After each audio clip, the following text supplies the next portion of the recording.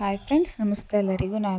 ನಾನಿವತ್ತು ಆನಿಯನ್ ಪಲ್ಯ ಹೇಗೆ ಮಾಡೋದಂತ ತೋರಿಸ್ಕೊಡ್ತಾ ಇದ್ದೀನಿ. ದೋಸೆ ಜೊತೆ, ಚಪಾತಿ ಜೊತೆ, ಮತ್ತು ಪೂರಿ ಜೊತೆ, ಪರೋಟ ಜೊತೆ ಎಲ್ಲದಕ್ಕೂ ಕಾಂಬಿನೇಷನ್ ಆಗಿ ತೋರಿಸ್ಕೊಡ್ತಾ ಇದ್ದೇನೆ. ನಾನಿಲ್ಲಿ ದೋಸೆ ಜೊತೆ ತೊಗೊಂಡಿದ್ದೀನಿ. 1 ಬೌಲಷ್ಟು ಆನಿಯನ್ನ ಸ್ಲೈಸ್ ಮಾಡಿ ಇಟ್ಕೊಂಡಿದ್ದೀನಿ. 1 ಕಪ್ಪಷ್ಟು ತೆಂಗಿನಕಾಯಿ, ಇದು ಮೇಯ್ನ್ ತೆಂಗಿನಕಾಯಿ ಇಂಗ್ರೀಡಿಯೆಂಟ್ಸ್ ಬೇಕೇ ಬೇಕಾಗುತ್ತೆ. ಸ್ವಲ್ಪ ಕರಿಬೇವು, ಟೊಮೊಟೊ, 1 ಟೊಮೊಟೊ ಕಟ್ ಮಾಡಿ ಇಟ್ಕೊಂಡಿದ್ದೀನಿ. 4 ಹಸಿಮೆಣಸಿನ್ಕಾಯಿ ಉದ್ದಕ್ಕೆ ಹೆಚ್ಚಿಟ್ಟಿಟ್ಕೊಂಡಿದ್ದೀನಿ. ನೆಕ್ಸ್ಟ್ ಇದಕ್ಕೆ ಒಂದು ಪ್ಯಾನಿಗೆ 4 ಟೇಬಲ್ ಸ್ಪೂನಷ್ಟು ಆಯಿಲ್ನ ಹಾಕಿಬಿಟ್ಟು 1/4 ಟೀ ಸ್ಪೂನಷ್ಟು ಸಾಸಿವೆನ ಹಾಕಿಬಿಟ್ಟು, ಸಾಸಿವೆ ಸ್ವಲ್ಪ ಸಿಡಿದ ನಂತರ ಹಸಿಮೆಣಸಿನ್ಕಾಯಿ ಹೆಚ್ಚಿಟ್ಕೊಂಡಿರುವಂಥ ಉದ್ದಕ್ಕೆ ಸೀಳಿರುವಂಥ ಹಸಿಮೆಣಸಿನ್ಕಾಯಿನ ಹಾಕಿಬಿಟ್ಟು ಸ್ವಲ್ಪ ರೋಸ್ಟ್ ಮಾಡ್ಕೊಬೇಕು. ಇದನ್ನು ಚೆನ್ನಾಗಿ ಹಸಿ ವಾಸನೆ ಹೋಗೋ ಗಂಟ. ನೆಕ್ಸ್ಟ್ ಇದಕ್ಕೆ ಕರಿಬೇವನ್ನ ಆ್ಯಡ್ ಮಾಡ್ತಾಯಿದ್ದೀನಿ. ಕರಿಬೇವು ಹಸಿದಾದರೂ ಹಾಕ್ಬೋದು, ಒಣಗಿದ್ದಾದರೂ ಹಾಕ್ಬೋದು. ಸ್ವಲ್ಪ ಹಸಿ ವಾಸನೆ ಹೋಗೋವರೆಗೂ ಸ್ವಲ್ಪ ಕರಿಬೇವನ್ನು ಕೂಡ ರೋಸ್ಟ್ ಮಾಡ್ಕೋಬೇಕು ಚೆನ್ನಾಗಿ.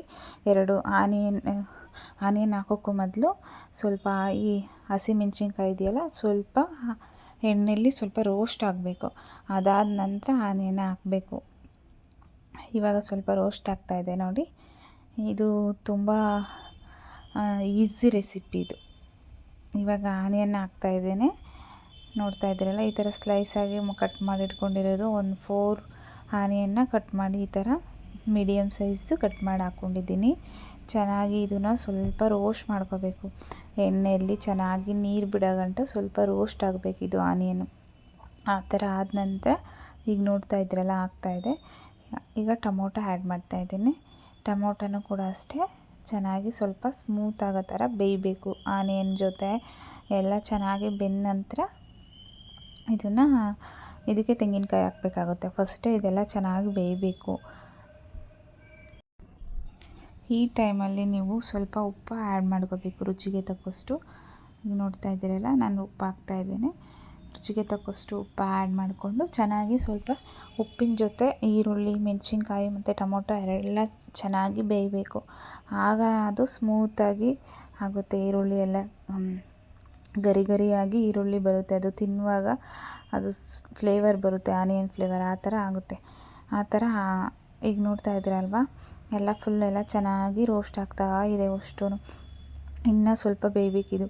ಬೆಂದ ನಂತರ ತೆಂಗಿನಕಾಯಿ ಹಾಕಬೇಕು. ಇಲ್ಲ ಫಸ್ಟೇ ಹಾಕಿದರೆ ಅದೆಲ್ಲ ತೆಂಗಿನಕಾಯಿ ಫ್ಲೇವರು ಇರೋಲ್ಲ, ಏನೂ ಇರೋಲ್ಲ. ಚೆನ್ನಾಗಿ ಬೇಯಬೇಕಿದೆ ಈರುಳ್ಳಿ ಎಲ್ಲ. ಇವಾಗ 1/4 ಟೇಬಲ್ ಸ್ಪೂನಷ್ಟು ಅರಿಶಿನ ಪೌಡರ್ ಹಾಕ್ತಾಯಿದ್ದೀನಿ. ಅರಿಶಿನ ಪೌಡರ್ ಹಾಕ್ಬಿಟ್ಟು ಚೆನ್ನಾಗಿ ಎಲ್ಲ ಮಿಕ್ಸ್ ಮಾಡಬೇಕು. ಇವಾಗ ಎಲ್ಲನೂ ನೋಡ್ತಾ ಇದ್ದೀರಲ್ವ, ಇವಾಗ ಯಾವ ಕಲರ್, ಹಳದಿ ಕಲರ್ ಆಗ್ತಾಯಿದೆ ಅಲ್ವಾ ಅರಿಶಿನ ಪೌಡರ್ ಹಾಕಿದ ತಕ್ಷಣ. ಇದೇ ಥರನೇ ಎಲ್ಲ ಚೆನ್ನಾಗಿ ಮಿಕ್ಸ್ ಆಗ್ತಾ ಬರಬೇಕು. ಅಷ್ಟೂ ಮಿಕ್ಸ್ ಮಾಡಬೇಕು ಹಳದಿ ಕಲರ್ ಜೊತೆ. ಮತ್ತು ರುಚಿಗೆ ನೋಡ್ಕೊಂಬಿಡಿ ಇವಾಗಲೇ. ಸ್ವಲ್ಪ ಉಪ್ಪೇನಾದರೂ ಕಡಿಮೆ ಇದ್ದರೆ ಉಪ್ಪು ಆ್ಯಡ್ ಮಾಡ್ಕೊಳ್ಳಿ. ಇವಾಗ ನಾನು ನೋಡಿ ಎಲ್ಲ ಬೆಂದಿದೆ. ಇವಾಗ ತೆಂಗಿನಕಾಯಿ ಹಾಕ್ತಾ ಇದ್ದೇನೆ. ತೆಂಗಿನಕಾಯಿ ಹಾಕಿ ಇದನ್ನೆಲ್ಲ ಚೆನ್ನಾಗಿ ಒಂದು ಸಲ ಮಿಕ್ಸ್ ಮಾಡ್ಕೊಬೇಕು. ನೀಟಾಗೆಲ್ಲ ಒಂದು ಸಲ ಮಿಕ್ಸ್ ಆಗಬೇಕು ಅಷ್ಟೂ. ತೆಂಗಿನಕಾಯಿ ಜೊತೆ ಆನಿಯನ್ನು, ಟೊಮೊಟೊ, ಈರುಳ್ಳಿ ಎಲ್ಲ ಅಷ್ಟೂ ಚೆನ್ನಾಗಿ ಮಿಕ್ಸ್ ಮಾಡಿಕೊಂಡು ಒಂದು 2 ನಿಮಿಷ ಮೀಡಿಯಮ್ ಫ್ಲೇವರ್ ಇಟ್ಕೊಂಡ್ಬಿಟ್ಟು ಬೇಯಿಸ್ಕೊಬೇಕು ಇದನ್ನು. ಒಂದು ಸ್ವಲ್ಪ 2 ಮಿನಿಟ್ಸ್ ಅಷ್ಟೇ. ತೆಂಗಿನಕಾಯಿ ಜಾಸ್ತಿ ಬೇಯೋದು ಬೇಡ, ಫ್ಲೇವರೇ ಇರೋದಿಲ್ಲ. ಈಗ ನೋಡ್ತಾ ಇದ್ದೀರಲ್ಲ ಯಾವ ಥರ ಬೆಂದಿದೆ ಅಂತ. ಈಸಿ ಅಂದರೆ ಈಸಿ ರೆಸಿಪಿ ಆನಿಯನ್ ಪಲ್ಯ ಮಾಡೋದು. ಅಷ್ಟು ಈಸಿ ಇದೆ, ತುಂಬ ಅಂದರೆ ತುಂಬ ಈಸಿ. ಎಲ್ಲದಕ್ಕೂ ಕ್ವಿಕ್ ಆ್ಯಂಡ್ ಈಸಿ ರೆಸಿಪಿ ಇದು.